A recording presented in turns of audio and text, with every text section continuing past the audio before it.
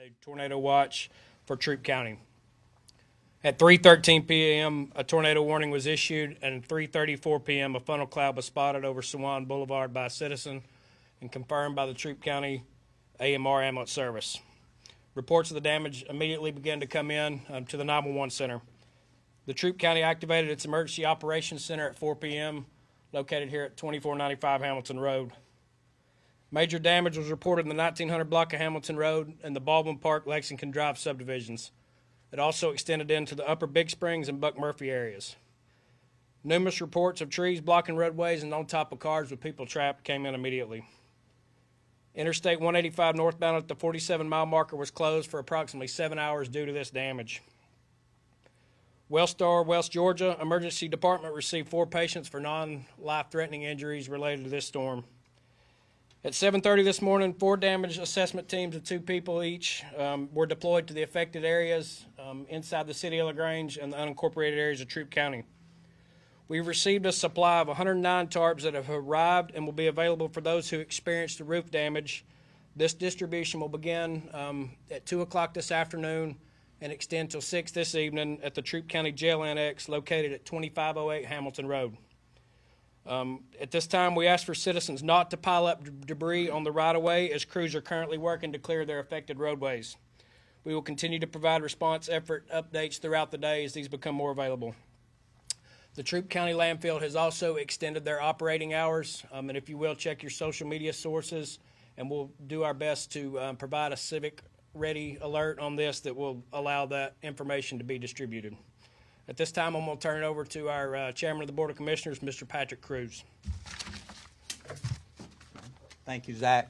First, let me say as the leader of the County Commission that we feel very fortunate as a community that we experienced this event without any major injuries or deaths. So I think we can be very fortunate. I feel very fortunate as a community that we did not have any of those incidents. We do know that there is a lot of damage across the community, and we do have a lot of structural damage. We've got a lot of vehicles that's been overturned, and so we are busy right now as a community trying to assess the damage.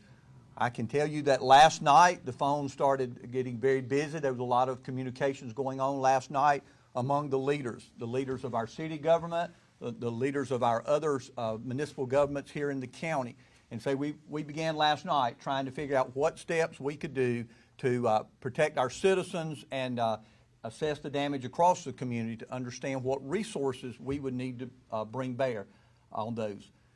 Let me say that, first off, I want to thank the first responders all across the community for what they did, and the leaders. I was one of those that experienced power loss last night, and I could have hugged a lineman last night about 3:30 in the morning when the lights came back on. It was a great feeling. And so I know that they had to stay out late last night. They're out today. They're losing lots of hours of sleep.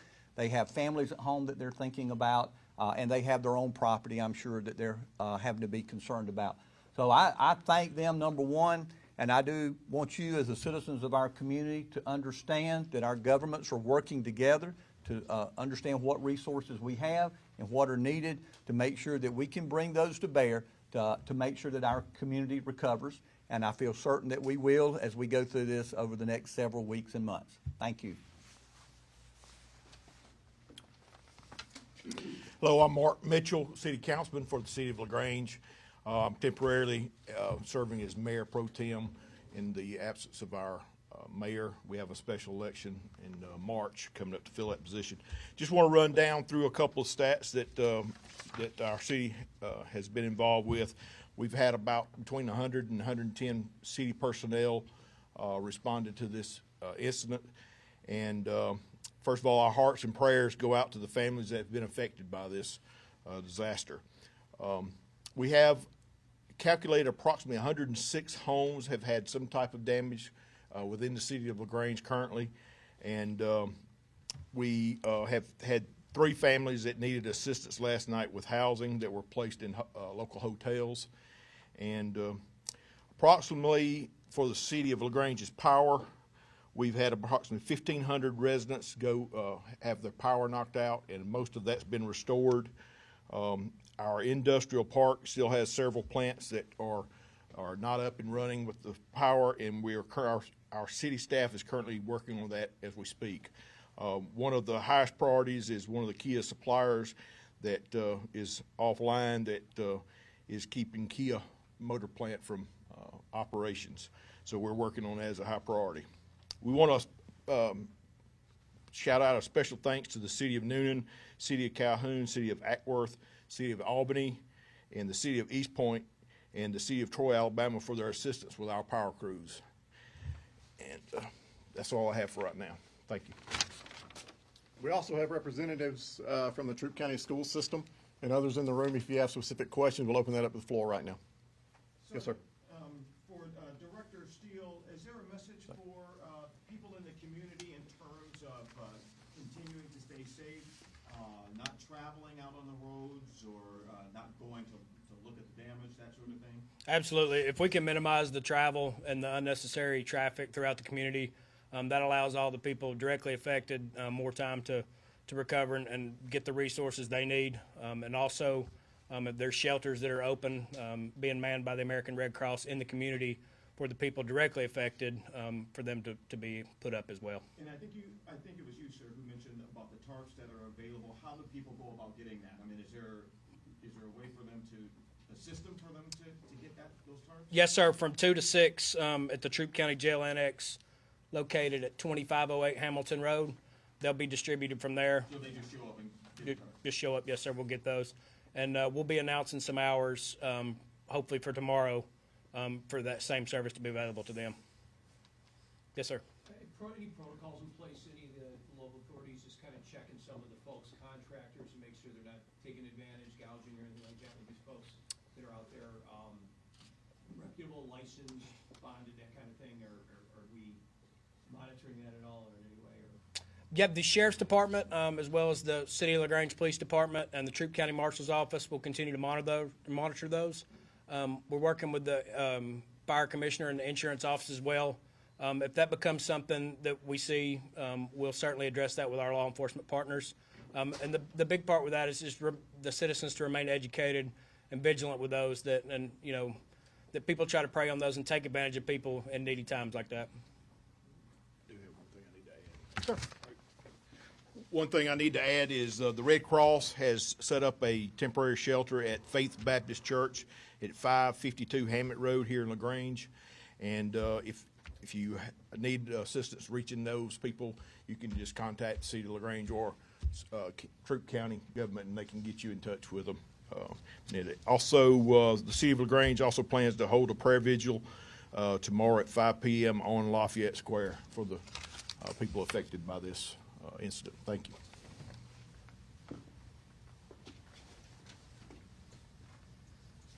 Yes, sir. Yeah, this last thing, I just speak on behalf of a lot of the meteorologists, love the first responders. You guys have done a great job. I heard some great feedback today, and some of you guys heard it or not, but the early response warnings that were on TV letting you know, or whatever the broadcast working, we know was effective. Just wanted your take on that to let the public know. A lot of times we get dinged for cutting over programming or whatever it may be. Your perspective from that, and I've heard some today, but it's nice to reinforce that. And again, thanks for what you guys do. We always think of you and always put you guys first to let people know not to go out there after a storm, so you guys don't have to be put in another situation to rescue somebody. But with the early response, how did that fare for you? Absolutely.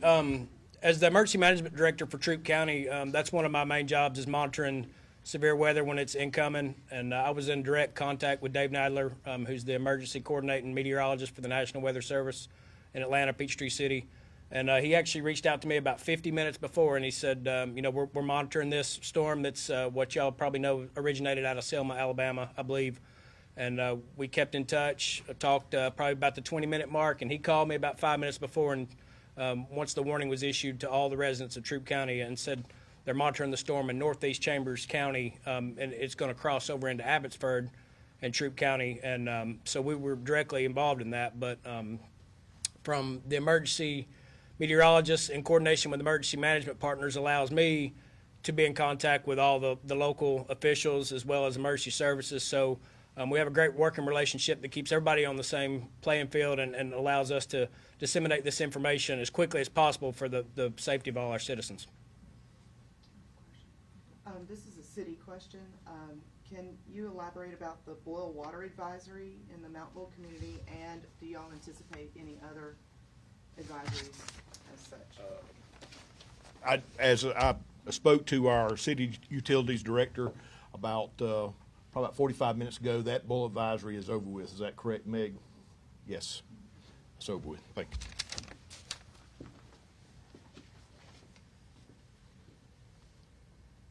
You said that there were folks who were trapped. Can you just kind of talk about some of your efforts yesterday in trying to get to folks who are in need of help?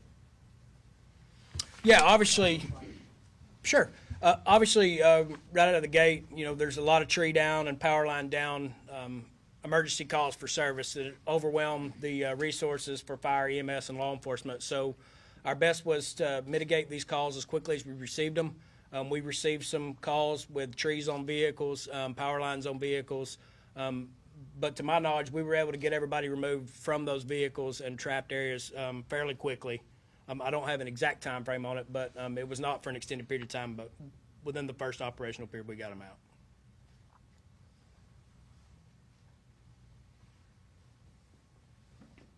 Any further questions? All right, thank you guys for coming. We'll obviously be sticking around. Any additional follow-up questions, that will conclude the press conference. Thank you.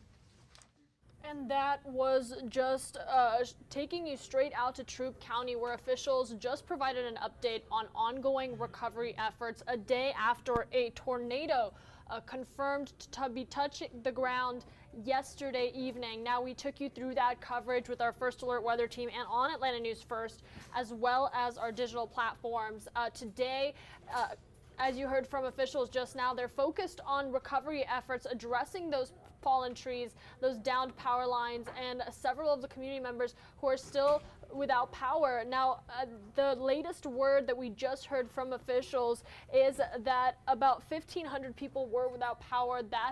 Most of them have since had their power restored, or their power issues are being addressed at this time. And I'm going to take you to this video here. This was from yesterday, where you saw a fallen tree blocking the entire roadway. This is in LaGrange, where you could see just traffic piling up. Clearly that tree blocking all lanes from preventing the vehicles from moving forward, and you can just see more of the damage. I'm going to take you through some of these visuals that we were able to get from yesterday into the night, and even this morning as we followed more of the devastation in these communities. Now, the National Weather Service has confirmed that at least 4 tornadoes touched down Thursday in North Georgia, and that number is expected to increase as we continue to follow survey damage and different kinds of assessment from officials on the impacts these tornadoes and the severe weather system had on these communities. Now, the major communities that faced the most impact, we're talking about Troup County, which you just heard from officials in Troup, Meriwether, DeKalb, Spalding, and Warren counties all had confirmed tornadoes on the ground yesterday into the night. Now, we're talking today about the damage and the aftermath, and for a lot of these officials, that is where their priorities lie. Earlier today, we took you to a press conference with Governor Brian Kemp, and he even said that he has decided to take a helicopter tour so that he's not impacting these emergency crews that are working with community members to get their power restored, to get their housing issues addressed if they experienced damage to their homes. And of course, in Troup County, which we just took you to that press conference, I'm going to read some of what was said here. I took some notes down. I'm going to read those to you guys. If you missed the beginning part of this press conference, Troup County officials said that they are continuing to deal with the aftermath and the damage from fallen trees, fallen power lines, downed power lines that remain to be a safety hazard, blocked roadways, as we saw right here, visual that I took you to, this tree that was completely blocking traffic yesterday, and just more of the damage that we saw from the tornadoes and the severe weather systems. This was the Hobby Lobby, not in Troup County, but you could see just the cinder blocks on the ground and really the extent of the situation. And then people with homes that have experienced either fallen trees or wind damage or heavy rain. Several homeowners, I mean, we talked about Troup County saying 106 houses in LaGrange were impacted by this severe weather storm, and that is at least 106 houses, and upwards of 1,500 LaGrange residents were without power for a significant amount of time. Those 1,500 residents have had their power issues addressed or restored. That was the word from Troup County officials. Now, in terms of what comes next, you heard from Troup County officials say their focus right now is to help the community members that are impacted, that might be without homes, without power, and without resources. Red Cross has set up a temporary shelter at 552 Hammett Road, and we did hear that there would be a prayer vigil tomorrow, I believe, at 5 p.m. on Lafayette Square. That is where community members and officials are going to gather to be there for one another after an extensive damage that you saw here. Just some of these visuals taking you through these, and you can see just the impacts this is having on motorists, on homes, on all parts of the community. That continues on today. We're going to continue to follow that here, and the best way to keep up with all of these updates is to follow us on the Atlanta News First app. That app will send any major notifications regarding this storm and recovery efforts directly to your phone. Now, we heard from Governor Kemp earlier and state officials, and they said this wasn't going to be a quick recovery effort. This is something that is going to take days and weeks and months, and they are going to allocate resources to helping those community members in these counties that have been just severely affected. I'm going to read this quote from LaGrange Police Department that we just received into the newsroom here. And LaGrange Police Department says, and quote, "After yesterday's tornado, we know that many of our citizens are beginning the process of having their homes and property repaired. During this process, we do not want to see anyone fall victim to scammers and others with less than honorable intentions." I'm going to continue reading here while I take you through some of these visuals. I'm going to bring this back up for you so you can take a look at that.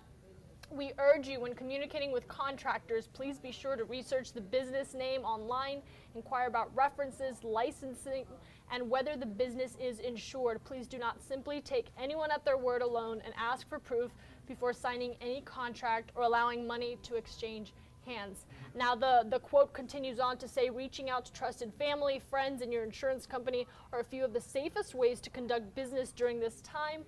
You may also find assistance through the State of Georgia Insurance Commission should you have any concerns or questions relating to homeowners insurance." And that's going to be a big deal coming into this. We were actually talking about it in our newsroom earlier today about these vulnerable homeowners, vulnerable community members who are leaning on others to help them in this recovery efforts. You talk about somebody waking up on a Friday morning, not being able to stay at their own house because a tree had fallen, or they are without power, they have flooding or some sort of damage from these storms, from tornadoes, if you're talking about Troup County, that touched the ground yesterday. So it is important at this time to reach out on your friends, your family, your loved ones, especially if they are in these impacted communities, and offer your support and help in any way that you can. At this time, this is going to be days, weeks, and months of recovery for these communities, and the best thing we can do is be there for one another. So I do want to take you back to our Atlanta News First website, and this is where you can find really the latest information on all of our following the aftermath of this severe weather, including the latest from Governor Brian Kemp, as well as these different communities, Spalding County, Henry County, Troup County, that are banding together in this recovery effort that will continue on in the coming weeks.